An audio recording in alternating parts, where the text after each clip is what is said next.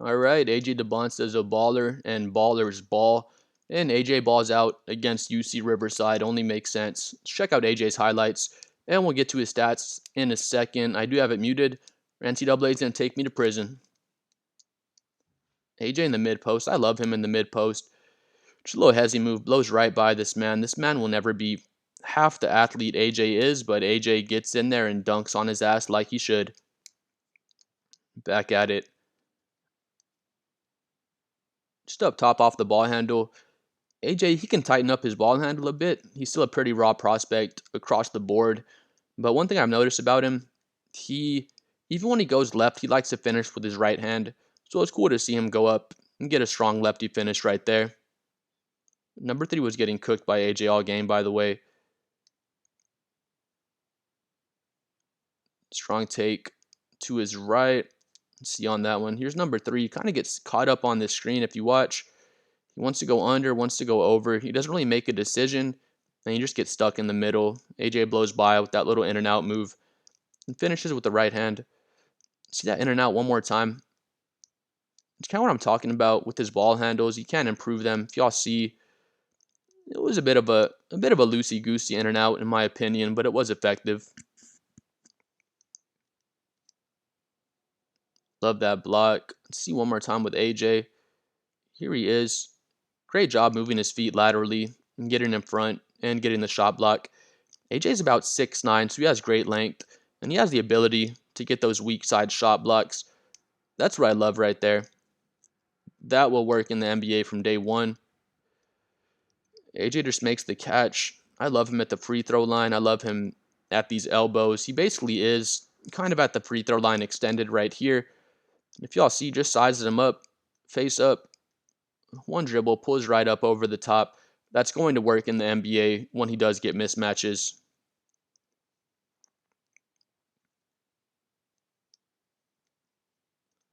Kick up tops to AJ.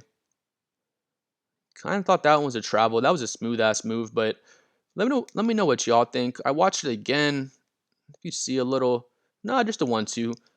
It's kind of a strange move he did there. That was nice and slippery. Kind of slithered to the rim like a snake on that one. Looked like he airballed to me and caught his own airball, but finishes with the left hand. Maybe he caught the backboard. Let's see one more time. I personally thought it was an airball. Oh no, he got the backboard. That's a clean putback. Uses his left hand again.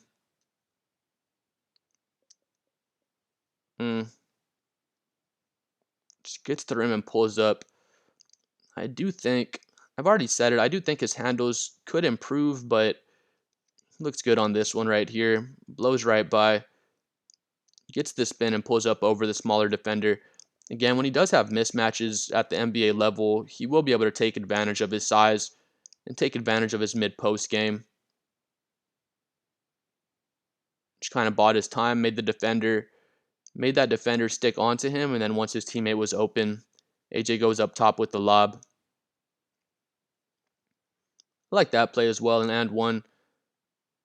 I think, I don't give a replay there, but I think that was a legit blocking foul. Here comes AJ.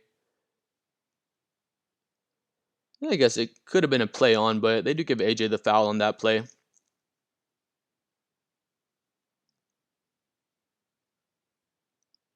Little pullback. I think that was a long 2, but he does have the 3-point range, and his shot has good mechanics. I think he'll just keep getting better and better on his shooting. I like that play as well. I feel like that's going to work in the NBA as well. He has an over 7-foot wingspan, and AJ is 6'9". So here's AJ chilling down here, tries to get the blow by. AJ just sticks his arm out and gets that rip. Then the lob up top from his boy for the nasty jam. That's another thing that's going to work from day one in the NBA as well, is AJ's ability to get out in transition and finish in transition. Kind of like with Cooper Flagg, we see him impacting the game in several different ways, but one thing from day one is just using your athleticism out in transition and letting your playmakers help make some plays for yourself in the transition game. This game was against UC Riverside. I've never heard of that school in my whole life, just to be totally honest with y'all. One little criticism I have of AJ would be He went to BYU, so he's playing a lot of smaller schools. Not to say he can't perform against a bigger school because he just played Clemson last game. BYU did win by 9 points. AJ went 9 for 17. He shot 53% from the field and he dropped 28 points on 53% field goal shooting. So it's not like he can't perform against bigger schools. He absolutely can, but it's harder to evaluate him when he's playing all these smaller schools. Where Cameron Boozer, for example, he's at Duke and he's playing a lot of bigger, more talented schools. But once we get later into the season, I imagine AJ will help BYU make it into the tournament, and then we'll see him play against some higher level competition. We'll be able to better evaluate him. But in this game against Riverside, he does have the 26 points, 5 steals, 1 block, the 2 turnovers, 7 assists, 8 rebounds. Just a great all around game. Again, you saw the score. I think that BYU was up by about 50 points at one point. I could be exaggerating, but they were up probably 40, 35 points at one point, and they just absolutely slayed Riverside. AJ plays against just a bunch of small white boys, to be honest. I'm gonna say what it is, and once he gets some higher competition, we'll be able to better evaluate him. But you also saw the highlights. He gets to those mid post shots. Those mid post shots are going to work in the NBA. I love when he catches at the elbow or at the free throw line. He can get one dribble, he can blow by one dribble, and he can dunk at the rim, one dribble, pull it back, and get to his fall away. He's really nice turning over his left shoulder, turning over his right shoulder, and he can get to those fallaways with his length.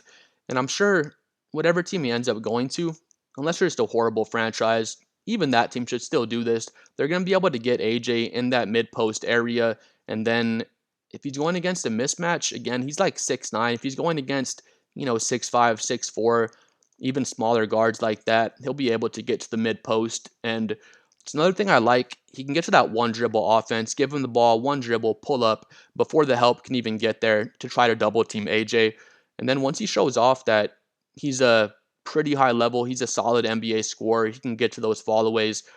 Defenses are going to start sending that double team at him. Once the double team comes, that's going to be when the next step in his development comes, is developing his skills as a playmaker and his passing out of those double team situations. But in this game, AJ's 11 for 17, 65% from the field, amazing efficiency out there.